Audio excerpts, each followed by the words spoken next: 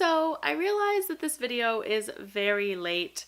I have been very sick and there was just no way around this video not being late. So, hey everyone, it's Ashley and today I'm going to be talking to you guys about the book choices for July's You Choose. I have been doing this for so many months now, I feel like I don't need to keep describing what You Choose is. I will leave the You Choose playlist linked down below, but basically every month you guys help me choose a book that I will read on my TBR. So you guys will be voting on one of the 4 books I'm about to talk to you guys about, and I will read that book in the month of July, and then I will review it. I let you guys vote earlier this month on a book category genre area, and an unread classic won. I specifically put classic in air quotes because I think classic means different things to different people, and I wanted to be able to deem something a classic myself without needing to validate it in any way. First, we have a book that was actually on a recent TBR video. It was a book that Danick decided I should read, but I never actually got around to finishing, and that is The Golden Compass by Philip Pullman.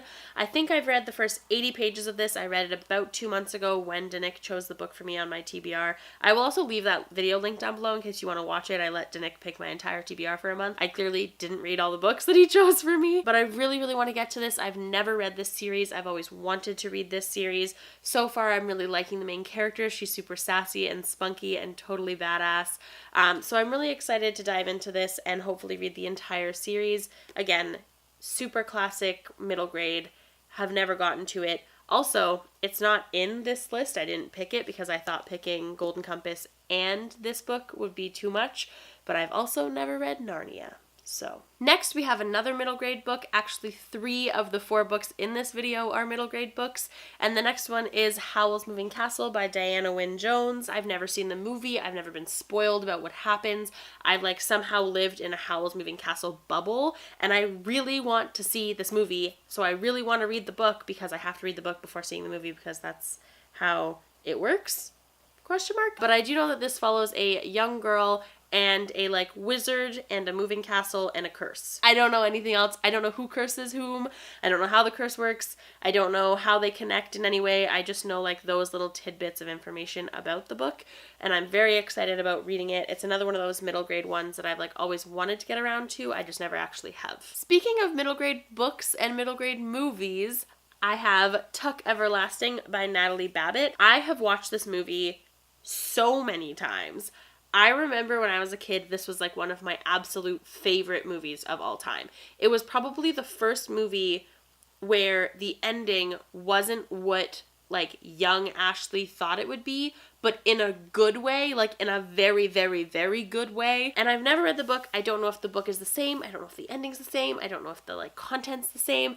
I'm sure that I will feel very differently about the type of story this is now that I'm an adult, but I also know that I really, really, really want to read it because I really want to watch the movie again as an adult and have something else to base it off of. So I'm very excited about that. Basically, this follows a young girl who comes across a family who is immortal, and she decides to kind of stay with them. So I'm sure that there's lots of ways that we could analyze that, but I don't feel like doing that right now. But basically, the whole point of the book is is being immortal actually worth it, and what does it mean, and what does it take away from your humanity, and and at the heart of it, there's also this little bit of a love story, and it's very good. I'm really excited about reading the book, and I hope that it is just as good as the movie. And last but not least, I have the only adult fiction book in this video, and it is also a complete different kind of story than what I've just talked about, and that is The Virgin Suicides by Jeffrey Eugenides. This is one of those books that I have wanted to read forever. I'm fairly certain it's going to be something that I love. I've heard really good things about it. I've heard really good things about the author. The concept of it is so odd and different, and I'm just so excited to read it in hopes that it fulfills all of the things that I want it to. It follows these sisters, I think 5 sisters, who all complete suicide one after the other over the course of a year, and it's told from the perspective of, I believe, these boys in the town that are watching it happen. And I just am really excited to see how the author decides to unfold this story without the girls being the narrators of the story. Like always, I will leave Goodreads links for all of these books in the description box down below in case you want to check out the full synopsis and like reader reviews before deciding on your vote, or just deciding whether you want to read some of these now that I've talked about them. If you haven't participated in this before, again, the Twitter link is down below. You can also comment down below on this video to vote. Also, if you want to be like more participant, what? No. Also, if you want to participate more in You Choose in the upcoming months, make sure to follow me on Twitter. I will post a poll for the August You Choose like genre category within the first week of July. Then I will be posting the poll for the book you can choose. I will also always be posting a video where I talk about the books. So if you want to be more involved, just make sure to follow me on Twitter. Also, follow me on Twitter because I will be hosting a bunch of reading sprints on the @readathon like Twitter handle for the readathon. Readathon? I don't know how I would word that because they sound the same when I articulate them.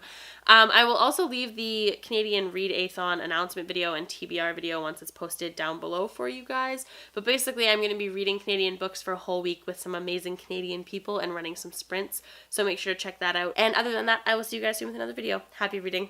Bye!